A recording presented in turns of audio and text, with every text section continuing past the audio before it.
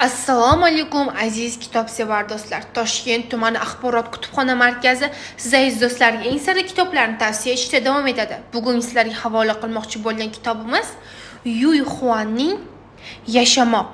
Ko'z yoshlariga g'arq qilgan asarni o'qib eshittiradi. 1960-yilda Xitoyning Hanchjou shahrida tug'ilgan. Stomatologiya yo'nalishi bo'yicha tahsil olgan. Mazkur sohada 5 yil faoliyat yuritgach, kasbini butunlay tashlab, hayotini adabiyotga bag'ishlagan.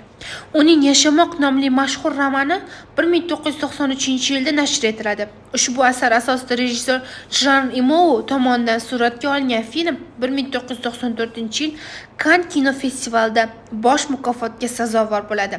Yashamoq ko'plab mamlakatlarda, xususan Amerikada ham bestsellerlar ro'yxatiga kirib, o'zining badiiy qiymati bilan adabiy doiralarda katta hayajon uyg'otadi. Ushbu asar ayni kunga qadar 20 dan ortiq tilga tarjima qilingan. Yashamoq Yuy Xuanning o'zbek tiliga o'girilgan ilk asari bo'lib, yaqin kunlarda yozuvchining Qonini sotgan odam asari ham Huzur nashriyot tomonidan chop etiladi. Aziz kitobsevar do'stlar, kutubxonamizga tashrif buyurib, ushbu kitoblardan samarali foydalanishingizni so'rab qolamiz. E'tiboringiz uchun rahmat.